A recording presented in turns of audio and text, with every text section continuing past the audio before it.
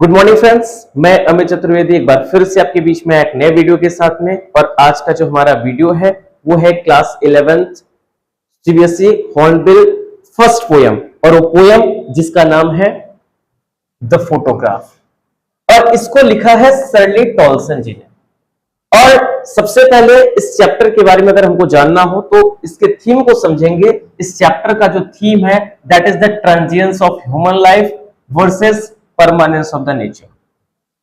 यानी हमारा जो जीवन है, जो इंसान का जीवन है, जो मानव का जीवन है, वो पूरी तरीके से टेम्पोररी है, वो पूरी तरीके से अस्थायी है, जिसका कोई भी समय सीमा नहीं है। वो कब किस क्षण में एक याद में परिवर्तित हो जाए इसका कोई भरोसा नहीं। हम कब एक मेमोरी बन जाए, आज आपके बीच में है, कल हम एक आपकी मेमोरी बन जाए, इसका कोई भरोसा नहीं। कब हमारे फोटो पर माला चढ़ जाए, कब किसके जीवन में किसके फोटो पे माला चढ़ जाए, इसका कोई भरोसा नहीं। ये जीते जाते इंसान भी कब जो है हमारी मेमोरी बन जाते हैं। और उसी के ठीक विपरीत हम अगर अपने प्रकृति की बात करें, जो बिल्कुल constantly as it is permanent पे तो चलता रहता है। कहने का मतलब क्या है कि जैसे हमारे यहाँ नदियां हैं, पहाड़ हैं, समुद्र है, और यहाँ पृथ्वी का रोटेशन हो, रिवोल्यूशन, या ऐसे तमाम ऐसी चीजें हैं जो बिल्कुल परमानेंट है, वो चलती रहेंगी, उनके अंदर कोई बदलाव आने वाला नहीं है, सदियां बीत जाएंगी, वो चलते रहेंगे। लेकिन अगर मैं बात करूं ह्यूमन की, हम अपने जीवन की बात करें, तो बड़े से बड़े साइंटिस्ट, बड़े से बड़े विदुषी, बड़े से बड़े संत, बड़े से बड़े महात्मा लोग आते गए और चलते गए, और ये जीवन इसी तरीके से चलता रहेगा, आते रहेंगे, जाते रहेंगे, और ये बिल्कुल अनिश्चितताओं से भरा होगा। एक हमारे यहाँ हिंदी में कहावत भी, पानी केरा बुदबुदा आसमानस की जात, देखत ही छिप जाएगा जो तारा प्रभात। तो कहने का मतलब क्या है कि हम अनिश्चितताओं से भरे हुए हैं, लेकिन इस छोटे से जीवन में ना बहुत सारे हम लॉस को, ग्रीफ को फेस करते हैं जब हम किसी चीज को खो देते हैं बहुत ज्यादा। यानी जब हम किसी चीज को, अपनी अजीज चीजों को जब हम खोते हैं ना, तो काफी तकलीफ होता है। और खास करके वो चीजें जो हमारे दिल से बहुत ज्यादा इंटरकनेक्टेड होता है, जिससे हम सबसे ज्यादा जुड़ाव महसूस करते हैं, जब वो हमारे जीवन से जाते हैं ना, तो वास्तव में बहुत तकलीफ होती है। और शायद आप इस चीज को समझ भी सकते होंगे अगर आपके जीवन से भी कोई गया होगा तो कहने का मतलब क्या है कि जो चैप्टर है वो हमें यही चीजों के बारे में बताता है, किस तरीके से जो हमारी ह्यूमंस की लाइफ होती है, बड़े शॉर्ट पीरियड ऑफ टाइम में वो खत्म हो जाते हैं, लेकिन नेचर वो बिल्कुल एज इट इज चलता रहता है। और इसके बीच में जो दुख को हम लोग झेलते हैं, दुख को झेलने का मतलब क्या है, that is not about what the things that has been happening in our life.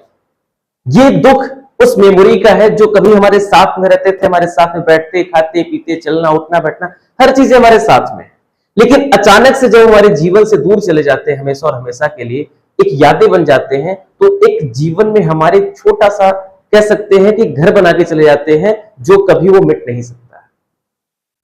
और इसी चैप्टर में जो हमारी राइटर है वो ऐसा ही कुछ कहानी वो अपने माता जी से रिलेटेड वो जो है इस चैप्टर में उन्होंने प्रस्तुत किया हुआ है, दर्शाया हुआ है।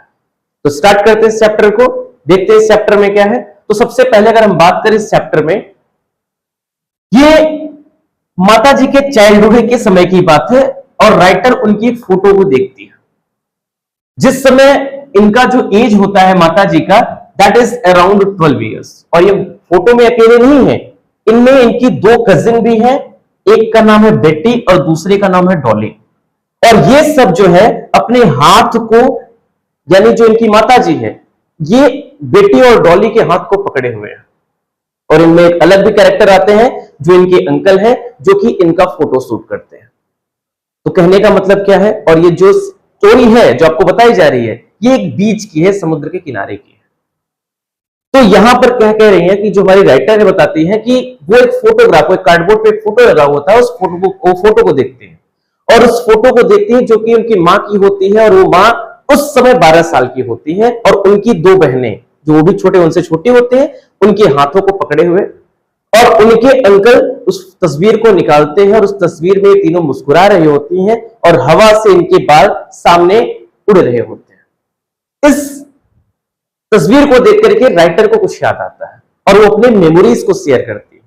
एक हिंदी में कहावत है ना कि हमारे बाद महफिल में अफसारे बयां होंगे, निगाहें हमको ढूंढेगी, न जाने हम कहां होंगे।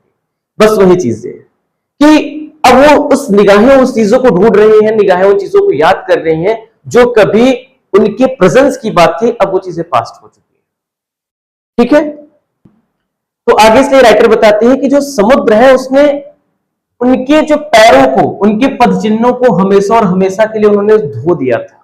दैट मीन्स वो टेम्पररी थे, लहर आती है और उनके चिन्हों को हमेशा के लिए, उनकी याद को हमेशा के लिए मिटा देती है। But the sea never has been changed. जो समुद्र है वो बदला नहीं है, बिल्कुल वैसे वैसा का वैसा ही। यानी जो यादें थी, जो उनकी मेमोरी थी, जो उनकी पास थी, वो जो उस समय जो बीच पर बिताए हुए समय थे वो बीत गया है, वो बदल चुका है, वो जा चुका है। बट जो समुद्र है वो बिल्कुल वैसा का वैसा ही है। और इसके बाद हमारा स्टार्ट होता है दूसरा फेज, लगभग 20 से 30 साल के बाद में। और अब ये जो कहानी थी ये माता जी का पास्ट बन चुका है। दैट मीन्स अब मां जो है वो बड़ी हो चुकी है और वो जो कहानी थी वो उनकी एक याद बन चुकी है। तो उस टाइम पे क्या होता है, तो मां जो है अपने उस पुराने फोटोग्राफ को देखती है और वो हंसती है। उनको देख के हंसी आती है अपने पुराने फोटोग्राफ को। आप भी देखे होंगे कभी एल्बम में, आप कभी बचपन के अपने फोटो देखे, आपको भी देख करके हंसी आएगी। आप कैसे पहनावे पहने होंगे, किस तरीके के आप दिखते होंगे, घुघराले घुघराले आपके बाल होंगे। तो ऐसे ही मां भी जब अपने पुराने फोटो को देखती है वो देख करके हंसती है, ऐसा राइटर बोलती है। अब हंसती क्यों है? laughs at the funny beach dresses worn by her and the cousins। यानी उनको जिस तरीके के ड्रेसेस पहनाए गए हुए थे ना, जब छोटे छोटे होते थे तो पहले कपड़े भी अलग अलग तरीके से होते थे। आज हम बड़े हैं, हम अपने तरीके से चॉइसेस के अकॉर्डिंग क्या शर्ट पहनने, क्या पैंट पहनना, कौन सा जींस पहनना वगैरह वगैरह, सारे चूजेस हमारे खुद के होते हैं। बट जब बचपन में हम लोग होते हैं, कैसा भी कपड़ा मम्मी लोग जानते हैं, जब तक झिगोला ना सिलाएं उनका मन ही नहीं मानेगा। कम से कम एक कपड़े तो उनको पहनाने ही पहनाने हैं, 4-6 साल तो चलना ही चलना चाहिए मिनिमम। उससे ज्यादा चल जाए तो भाई और बड़ी बात है। तो कहने का मतलब वो अपने जो ड्रेसिंग सेंस को देख करके, जो कपड़े उनको उस टाइम पे पहनाए गए हुए थे उसको देख करके वो हंसती है, अपने भी और अपने कजिन्स के भी, उनको देख करके हंसी आती है। अब यहां पर एक आयरनियस सिचुएशन क्रिएट होता है। अभी आयरनियस सिचुएशन क्रिएट क्यों हो रहा है? क्योंकि जो बीच का हॉलीडे है, क्या भाई, बीच का हॉलीडे, यानी जब माता जी ने उस समय अपना छुट्टी समुद्र किनारे में बनाया हुआ था, वो मां के लिए उनका पास्ट था। लेकिन मम्मी की जो हंसी है, जो देख करके मुस्कुराती थी, अब वो क्या हो गया है, पोएट का पास्ट बन चुका है। तो यहां से आप इस बात को समझ सकते हैं कहानी क्या है। दैट मीन्स जो नरेटर की माता जी हैं अब उस दुनिया में नहीं है, अब वो इस दुनिया को छोड़ करके जा चुकी है। और यही कारण है जो नरेटर का जो प्रेजेंट डे है वो पूरी तरीके से ग्रीफ से भरा हुआ है, सौरों से भरा हुआ है, दुख से भरा हुआ है। कारण क्या है? मैंने बताया जैसा कि आपको कि माता जी का जो देहांत है उसको हुए लगभग 12 साल हो चुके हैं और ये जो फोटो है उसको देख करके नरेटर पूरी चीजों को याद कर रही थी।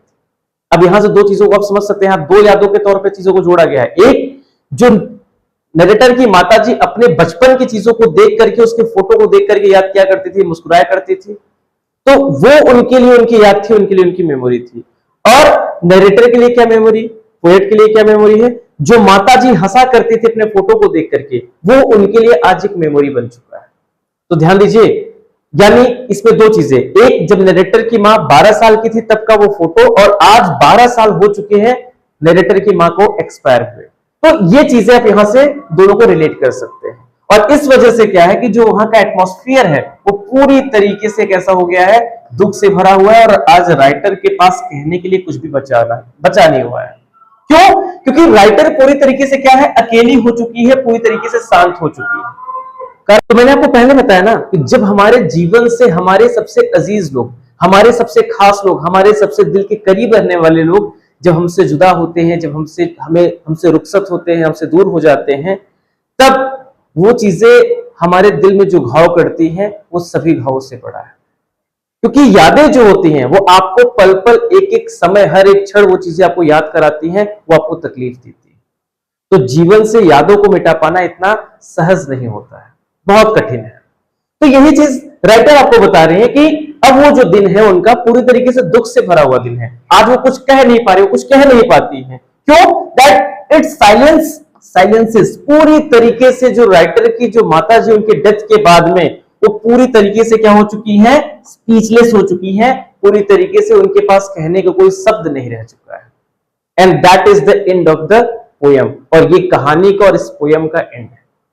कहने का मतलब क्या है कि अब राइटर उन चीजों को बस याद, उन मेमोरी को याद करके बस उनको बस तकलीफ होती है, लेकिन कहने के लिए कुछ शब्द नहीं होते। धन्यवाद। आई होप आपको ये पोयम समझ में आया हो तो वीडियो को लाइक करिए, चैनल को सब्सक्राइब करिए और अपने क्लासमेट्स को जो क्लास 11th में, उनको ज्यादा से ज्यादा शेयर करिए।